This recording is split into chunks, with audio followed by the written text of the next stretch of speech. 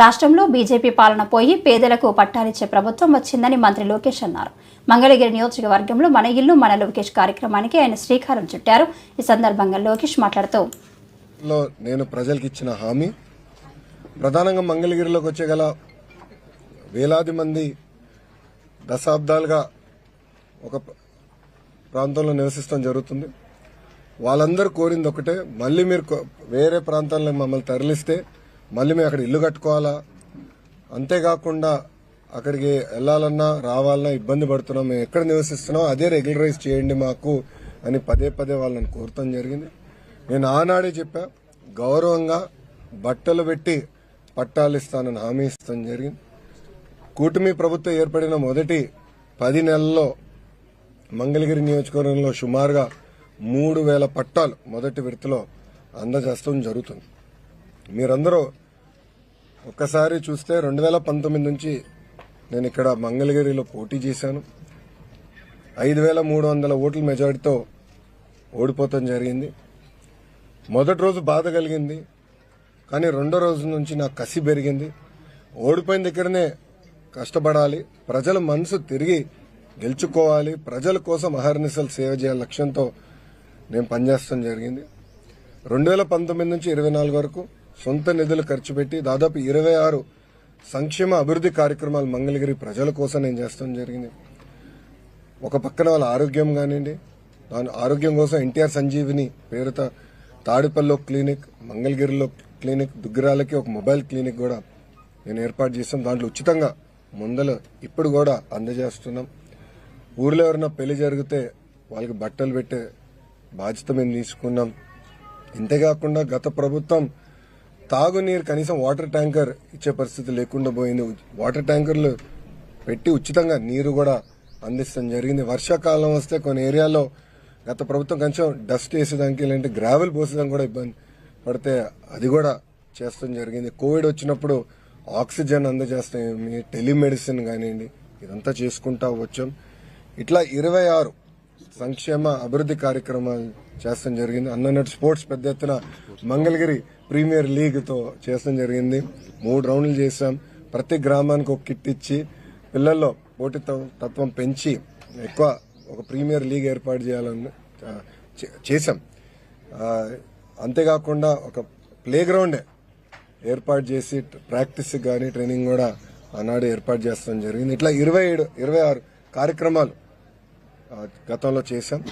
2024 ఎన్నికల్లో మంగళగిరి ప్రజలందరూ నేను కోరింది ఒకటే, ఏ మెజారిటీ అయితే నేను ఓడిపోయానో దాని పక్కన ఒక 0 పెట్టి అదే మెజారిటీ నేను గెలిపించాలని నేను కోరాను. వాళ్ళందరికీ ఒకటే చెప్పాను, నాకు మీరు ఎంత ఎక్కువ మెజారిటీ ఇస్తే నాకు అంత బలం వస్తుంది, మీకోసం నేను పని చేయగలుగుతాను.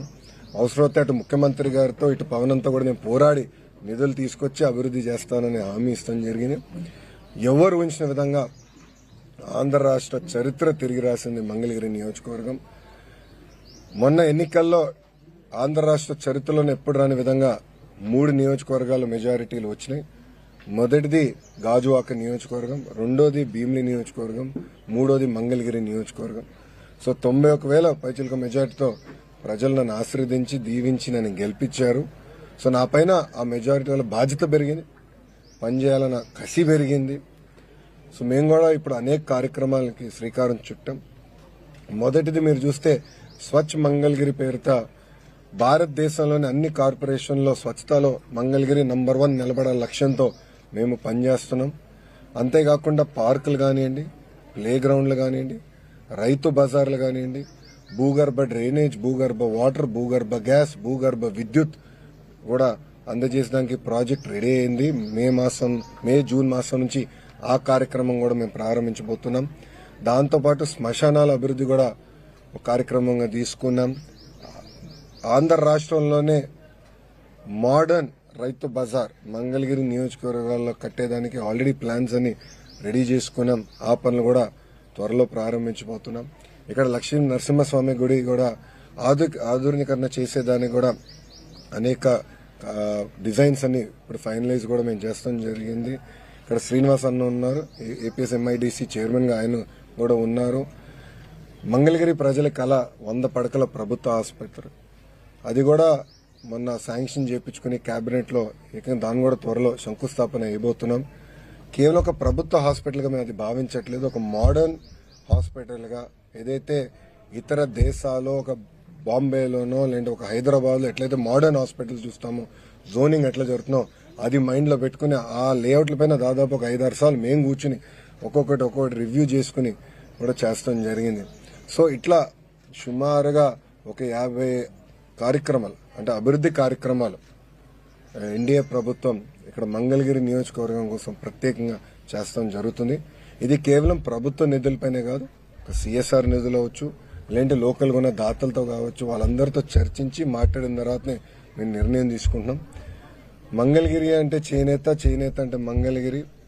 కానీ ఒక వాస్తవం మనం అందరం ఆడుకోవాలి ఏంటంటే మగ్గాలు తగ్గిపోయినాయి, దానికి చెక్ పెట్టాలి. మగ్గాలు పెంచాలంటే ట్రైనింగ్ కావాలి, డిజైనింగ్ జరగాలి, లేటెస్ట్ టెక్నాలజీకి వెళ్ళాలి అనే లక్ష్యంతో మన చేనేత సోదరులకి ఇక్కడ ఒక common facility centre, designing, printing, intricate work చేసేదాన్ని కూడా దానికి కూడా వాళ్ళ భూమి అవసరం ఉంటే అది ఎండోమెంట్ భూమి అవుతే వాళ్ళని రిక్వెస్ట్ చేసి లీజుకి తీసుకుని కేంద్ర ప్రభుత్వ సహకారంతో అది ఏర్పాటు చేస్తున్నాం.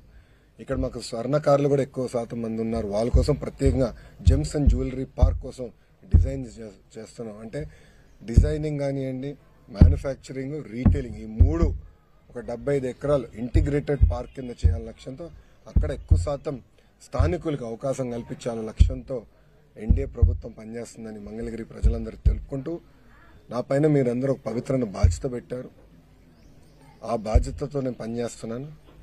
ఎన్నికలప్పుడు ఒక పక్కన బాబు సూపర్ 6 కానివ్వండి, దాంతోపాటు లోకల్గా నేను వ్యక్తిగతంగా ఇచ్చిన హామీలు కూడా నిలబెట్టుకునే ప్రక్రియలో ఉన్నాను. పనులు చేసుకుంటా వెళ్తున్నాం. నా లక్ష్యం ఒకటే, ఆంధ్ర రాష్ట్రంలో అన్ని రంగాల్లో మంగళగిరి నంబర్ 1 నిలబడాలి.